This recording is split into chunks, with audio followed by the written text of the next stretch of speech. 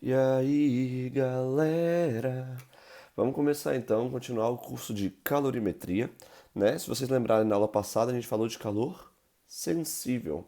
E hoje a gente vai falar do calor latente. Eu cheguei a comentar, é junto, tá? Latente. Eu cheguei a comentar sobre o que era o calor latente, mas hoje a gente vai agora dissertar sobre o próprio calor latente, entender o que é isso. Bom, então vamos lá. Na aula passada falamos sobre o calor sensível, certo? Que é a mudança de temperatura. É a mudança de temperatura. Hoje vamos falar do calor latente, que nada mais é do que a mudança de fase. A gente falou isso. Quando a gente recebe calor, duas coisas podem acontecer.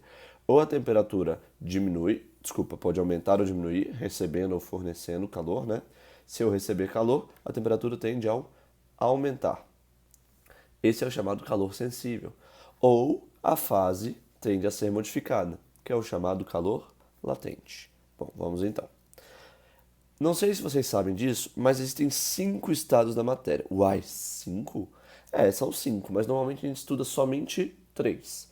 Os que nós sabemos são os sólidos, os líquidos e os gasosos. Né? Os materiais sólidos, os materiais líquidos e os gases. Porém, existem outros dois, que são chamados aglomerados Bose-Einstein e o plasma. Esses são os 5 estados conhecidos da matéria. Porém, para chegar no aglomerado Bose-Einstein, ou Bose-Einstein, você tem que estar com temperaturas muito baixas, temperaturas muito baixinhas. Enquanto que para você chegar no plasma, você tem que estar a temperaturas altíssimas, né? A gente, por exemplo, fala que no centro da Terra possui plasma, porque lá a temperatura é muito quente, ou o Sol também, né? Então, essas duas. Só que para a gente entender essas duas, a gente tem que ter um conceito de estudo da física moderna. E como esse estudo ele não é totalmente entregado para vocês na física do ensino médio, a gente não se preocupa com esses dois. A gente só olha para esses 3 estados: o sólido, o líquido e o gasoso. Tá ok? Então, os importantes são esses: o sólido, líquido e gasoso. Então vamos. A gente vai falar um pouquinho do negócio da química, que a gente já tratou no. Provavelmente vocês já trataram na química, que é a mudança de fase, né? Quando a gente sai do sólido e vai para o líquido, nós sofremos uma fusão. Quando saímos do líquido e vamos para o gasoso, nós sofremos uma vaporização. Quando saímos do gasoso, vamos para o líquido, liquefação. Do líquido para o sólido, solidificação. E saindo do sólido diretamente para o gasoso, ou do gasoso diretamente para o sólido, nós chamamos de sublimação. Tá ok? Isso é de importante e fundamental. Eita, é de muita importância, né? Ia falar bonito, acabei gaguejando. Mas é muito importante que vocês saibam todos esses nomes, né? As nomenclaturas. Para física também é importante. Bom, então vamos decorar essa frasezinha, olha só. Para analisar uma mudança de fase, ou seja, estamos analisando um calor que nós chamamos de calor latente.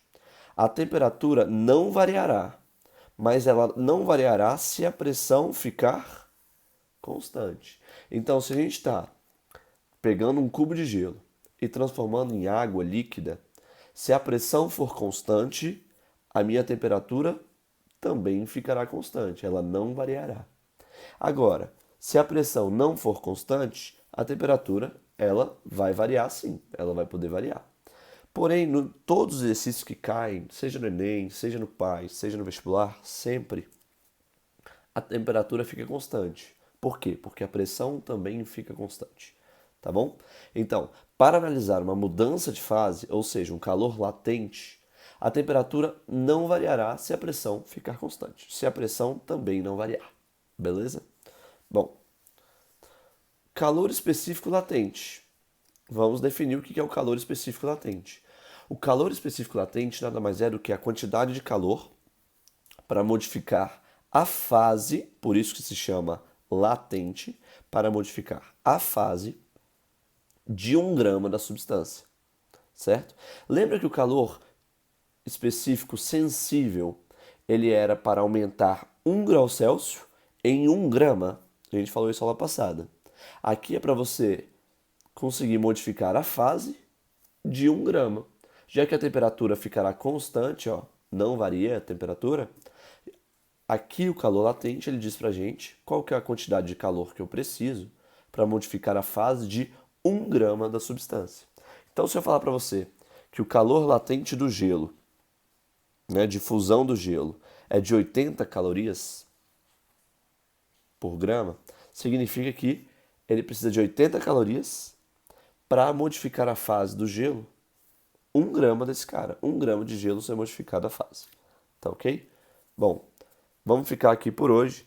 Por hoje não, né? Tem mais uma outra videozinho que a gente vai falar sobre um exemplo. Um abraço.